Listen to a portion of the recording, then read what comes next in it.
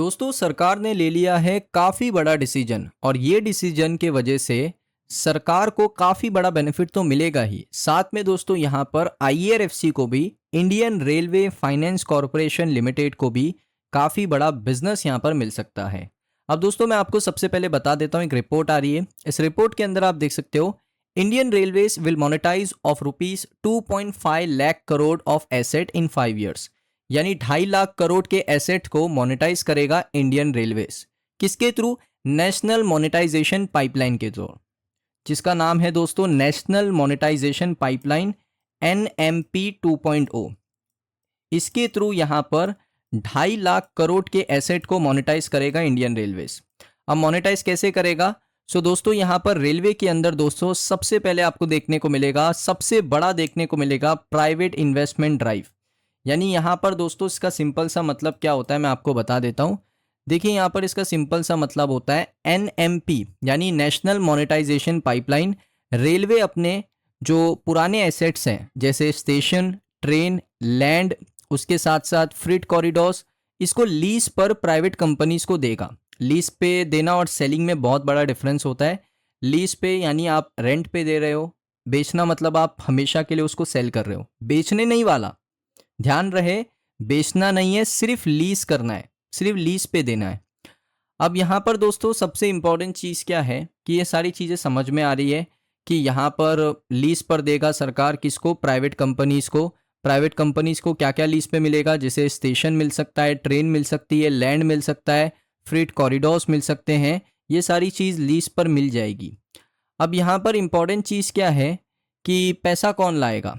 देखिए यहाँ पर एक बड़ा मिसकंसेप्शन है कि लोग सोच रहे हैं कि प्राइवेट कंपनीज आईआरएफसी से लोन लेकर रेलवे के लिए इन्वेस्ट करेगी। बिल्कुल गलत है ये।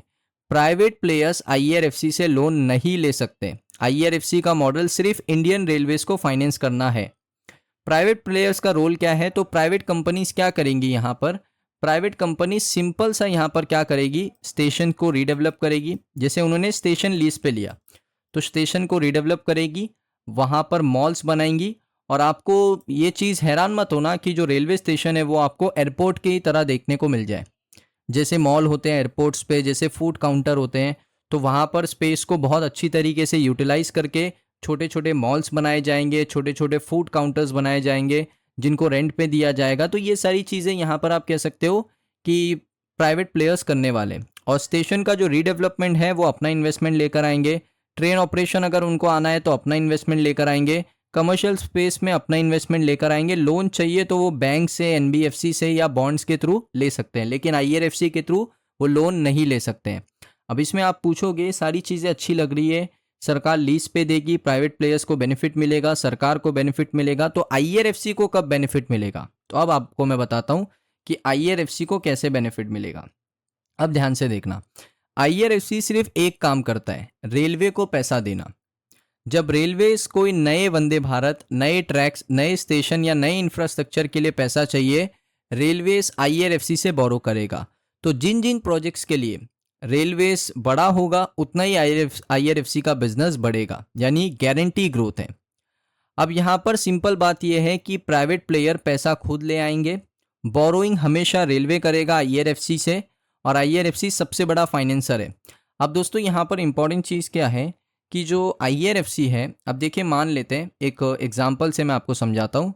जैसे अब प्राइवेट प्लेयर्स यहाँ पर एक स्टेशन को रीडेवलप करते हैं, उसमें सारी चीज़ें सरकार को रेवेन्यू शेयर देते हैं, सरकार को लीज देते हैं, सारी चीज़ें देते हैं। अब इसमें आईआरएफसी का रोल कहाँ पर है? अब यहाँ पर एक स्टेशन रीडेवलप हुआ।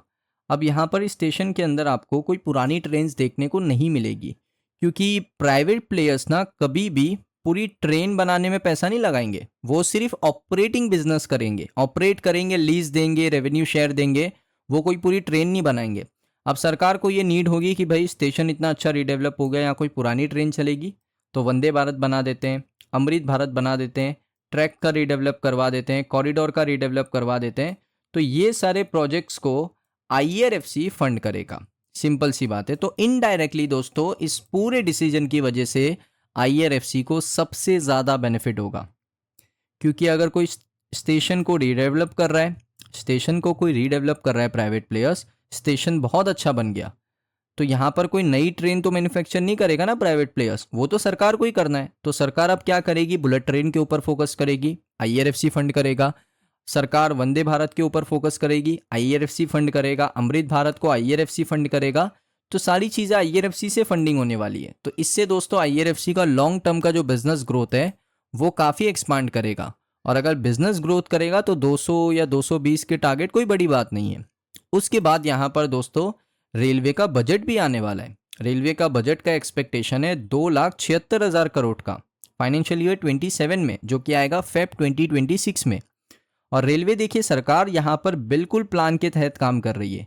Government ramps up modernisation plan. अब ये मॉडर्नाइजेशन का मतलब क्या होता है? मॉडर्नाइजेशन का सिंपल सा मतलब होता है कि जो पुरानी ट्रेडिशनल ट्रेन स्टेशन का डिज़ाइन है वो चेंज हो जाएगा, मॉडर्न डिज़ाइन आ जाएगा। मॉडर्न डिज़ाइन क्यों आएगा? क्योंकि प्राइवेट प्लेयर एंटर कर रहे हैं इन चीज़ों को ऑपरेट करने के लिए। रेवेन्यू शेयर सरकार को मिलेगा, लीज अमाउंट सरकार को मिलेगा, और एक अपफ्रंट पेमेंट भी दिया जाता है जब कोई भी स्टेशन को यहाँ पर ऑपरेट करने के लिए लीज पर लिया जाता है, तो वो भी सरकार को दिया जाएगा। साथ में रेवेन्यू शेयर भी मिलेगा। तो कोई आपको कहे ना कि भाई सरकार क्या कर रही है, स्टेशन को बेच रही है, बेच नहीं रही है, लीज पे दे रही है। लीज पे देना और बेचने में बड़ा डिफरेंस होता है। और उसके साथ साथ एक और इम्पॉर्टेंट चीज़ क्या है कि यहाँ पर जो आईआरएफसी उसको तो बेनिफिट मिलेगा, साथ में यहाँ पर रेलवे हमारा मॉडर्न हो जाएगा। स्टेशन आपको एयरपोर्ट की तरह देखने को मिलेंगे, ट्रेन आपको थोड़ा एरोप्लेन की तरह फील देंगी, इंटीरियर अच्छा होगा क्योंकि प्राइवेट प्लेयर आ रहे हैं ना। लेकिन उसके साथ साथ जैसे जैसे मॉडर्नाइजेशन बढ़ेगा रेलवे में, वैसे वैसे टिकट प्राइसेस भी बढ़ेंगे। ये चीज़ का भी ध्यान देना। ऐसा नहीं है कि मॉडर्नाइजेशन सेम रहेगा, सारी चीज़ें इंप्रूव होएगी, टिकट प्राइस नहीं बढ़ेगा, टिकट प्राइस भी बढ़ेगा। और मुझे लगता है कि सरकार को इसके ऊपर एक रूल लाना चाहिए कि अफोर्डेबिलिटी को भी मेंटेन करना है। मॉडर्नाइजेशन भी करनी है, स्टेशंस को रिडेवलप करना है, ट्रेन्स को डेवलप करना है, लेकिन हमें यहाँ पर अफोर्डेबिलिटी को भी इम्प्रूव करना है, क्योंकि सेम चीज़ यहाँ पर प्लेन के साथ है। अफोर्डेबल नहीं है, लोग अफोर्ड नहीं करते हैं, इस वजह से उनके पास एक ही ट्रैवल का ऑप्शन बचता है जो कि है ट्रेन का। अगर इसके भी प्राइसेस इसके आधे भी हो गए ना, तो यहाँ पर भी कोई ट्रैवल नहीं करेगा। फिर चले जाएंगे बसेस की तरफ, जिसके ऑलरेडी एक्सपेंस काफ़ी ज़्यादा है। तो इस वजह से मुझे लगता है कि एक अफोर्डेबिलिटी के ऊपर भी सरकार को थोड़ा सा फोकस करना पड़ेगा। और बजट अच्छा आएगा ना, तो रेलवे सेक्टर को तो बेनिफिट मिलेगा, साथ में आईआरएफसी को सबसे ज़्यादा बेनिफिट मिलेगा।